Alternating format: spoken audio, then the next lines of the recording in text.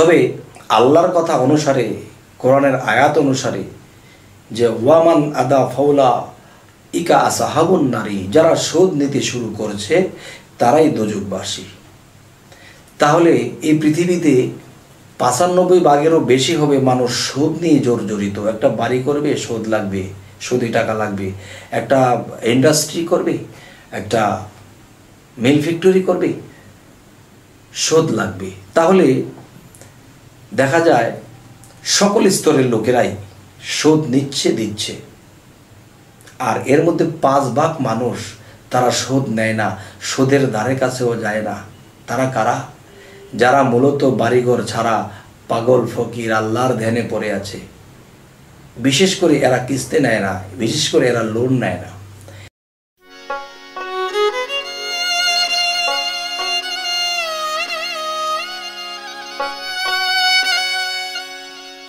হে জগতবাসী, আজ আমি শামীম আলী চিশতি আপনাদের সামনে আরও কিছু আলোচনা নিয়ে হাজির হইলাম। সে আলোচনাগুলো হলো যে এই পৃথিবীতে আমরা এসেছি, জন্ম নিয়ে এসেছি যখন ২ বছর ৩ বছরের বয়স ছিল, তখন কিন্তু আমরা বুঝতাম না সুদ কাকে বলে এবং ধার কর্জ কাকে বলে। বুঝতাম না বলেই কিন্তু আমরা নিষ্পাপ। আর যখন বুঝতে শিখেছি তখন আমাদের দ্বারা পাপ হয়। যাই হোক, আজকের যে আলোচনাটি আপনাদের সামনে করব সেটা হলো সুদ। যে আল্লাহ কোরআনে বলেছে যে সুদ নিও না, যারা সুদ নেয় তারা দোজখবাসী। একটা আয়াতে আছে ওয়ামান আদা ফাউলা ইকা আসাহাবুন নারী, যারা সুদ নিতে শুরু করবে এরাই দোজখবাসী।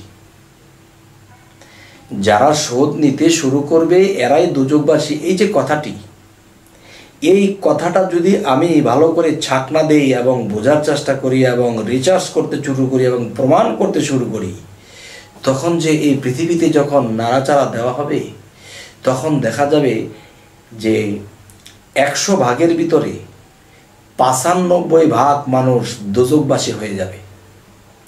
কারণ এই পৃথিবীতে সুদের যেই কারখানা, যেই ব্যাংক, যেই বিভিন্ন ধরনের ব্যাংকিং বের হয়ে গেছে, বিভিন্ন কিস্তি বের হয়ে গেছে, তো এতে দেখা যায় সুদ ছাড়া কোনো কথাই নেই। তাহলে বোঝা গেল যে ৯৫ ভাগ মানুষ জাহান্নামের দিকে যাবে এবং ৫ ভাগ মানুষ জান্নাতের দিকে যাবে। তবে আল্লাহর কথা অনুসারে, কোরআনের আয়াত অনুসারে যে ওয়ামান আদা ফাউলা ইকা আসাহাবুন নারী, যারা সুদ নিতে শুরু করেছে তারাই দোজখবাসী। তাহলে এই পৃথিবীতে ৯৫ ভাগেরও বেশি হবে মানুষ সুদ নিয়ে জর্জরিত। একটা বাড়ি করবে, সুদ লাগবে, সুদে টাকা লাগবে। একটা ইন্ডাস্ট্রি করবে, একটা মিল ফ্যাক্টরি করবে, সুদ লাগবে। তাহলে দেখা যায় সকল স্তরের লোকেরাই সুদ নিচ্ছে, দিচ্ছে। আর এর মধ্যে ৫ ভাগ মানুষ তারা সুদ নেয় না, সুদের ধারে কাছেও যায় না। তারা কারা? যারা মূলত বাড়িঘর ছাড়া পাগল ফকির আল্লাহর ধ্যানে পড়ে আছে। বিশেষ করে এরা কিস্তি নেয় না, বিশেষ করে এরা লোন নেয় না। হে জগতবাসী, তো সামাজিকভাবে বাঁচতে গেলে, বাড়িঘর নিয়ে, ফ্যামিলি নিয়ে, সমাজ নিয়ে বাঁচতে গেলে, ঘর বাড়ি করতে হলে লোন নিতে হবে। লোন ছাড়া যদি একটা ১০ তলা বিল্ডিং কেউ করে তাকে কৈফিয়ত দিতে হবে, এত টাকা তুমি কোথায় পেলে? যাই হোক, সেদিকে গেলাম না। এখন কোরআনের আইন অনুসারে, আল্লাহর কথা অনুসারে যে ওয়ামান আদা ফাউলা ইকা আসাহাবুন নারী, যারা সুদ নিতে শুরু করবে তারাই দোজখবাসী। তাহলে সুদে জর্জরিত ৯৫ ভাগ মানুষেরও বেশি, ৫ ভাগেরও কম মানুষ এটা জর্জরিত নেই। তো আজ এই কথাগুলো বলতেছি যে আমি যে সমাজে বাস করি, দেখা যায় আমি যদি একটা বাড়ি করি তাহলে আমাকেও লোন নিতে হবে। আর লোন নেওয়া মানে আমাকে শোধ দিতে হবে, নিতে হবে। হে জগতবাসী, আজ আপনাদেরকে এই কথাগুলো বলেই শেষ করব না, আরও একটি কথা বলবো। সেই কথাটি হলো সুদ ২টি প্রকার। একটি সুদ হলো যে প্রতিশোধ। আমাকে সে মেরেছে, আমি তাকে মেরেছি, আমাকে ধমক দিয়েছে, আমি ধমক দিয়েছি, আমার ক্ষতি করেছে, আমি তার ক্ষতি করে দিয়েছি। সে যেরকম শয়তান, এই কাজগুলো করতে গিয়ে আমি হয়ে গেলাম শয়তান। তার মানে এখানে কি করলাম? আমি তাকে খারাপ বলেছি, আমাকে সে খারাপ বলেছে। আরে এই বুঝটা কেন আসেনি যে আমি তার মাথায় হাত বোলালে সে আমার মাথায় হাত বোলাবে, আমি তাকে খাইয়ে দিলে সে আমাকে খাইয়ে দেবে, আমি তাকে সম্মান করলে সে আমাকে সম্মান করবে। তবে কেউ আমাকে চর দিয়েছে, এর বদলে আমি তার হাত ধরে ক্ষমা চেয়েছি। কেউ আমাকে ধমক দিয়েছে, তার মাথায় হাত বলে দিয়েছি, বাবা আমার ভুল হয়ে গেছে। এভাবে যদি যাই তাহলে এখানে প্রতিশোধ নাই, এখানে শান্তি আর শান্তি। তবে শোধ টাকা বা ধন সম্পদ দিয়ে। আরেকটি শোধ হলো কি, যে প্রতিশোধ। আমাকে কেউ মেরেছে, আমি তাকে মারবো, এটাই প্রতিশোধ। আর এই প্রতিশোধ যারা নেয় এবং প্রতিশোধ যারা দেয় তারাই দোজখবাসী, সেটা দুনিয়াতে হোক আর পরকালে হোক। যেমন আরও একটি বিষয় হলো, সেই বিষয়টি হলো যে শোধ। এই দুনিয়াতে সমাজ সংসার নিয়ে বাঁচতে গেলে এটা লেনদেন করতে হবে।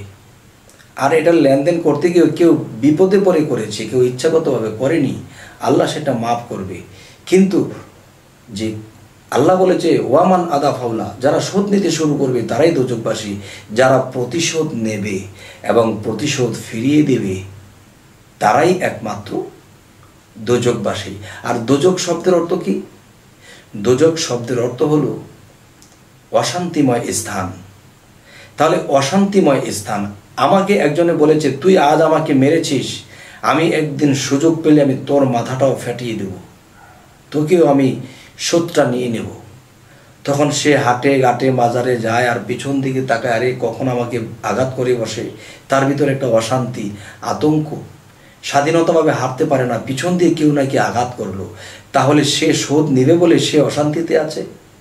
আবার সেও অশান্তিতে আছে যে কোন দিন তাকে মারবো নাকি আমাকেই আবার মারে।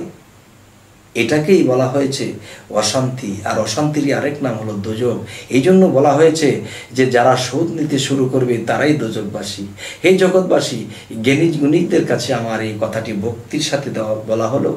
যদি আপনারা বুঝে নেন আলহামদুলিল্লাহ, যদি না বুঝেন তাহলে কমেন্টে বলবেন, আমি বোঝার চেষ্টা করব এবং বুঝিয়ে বলার চেষ্টা করব। তবে আমাদের এই চ্যানেলের কথাগুলো যদি আপনাদের ভালো লাগে তাহলে অবশ্যই সাবস্ক্রাইব করুন, যেন নতুন নতুন ভিডিওগুলো আপনাদের সামনে পৌঁছে যায়। হে জগৎবাসী, আজ এই বলে রাখছি, সকলেই ভালো থাকবেন। আল্লাহ হাফিজ।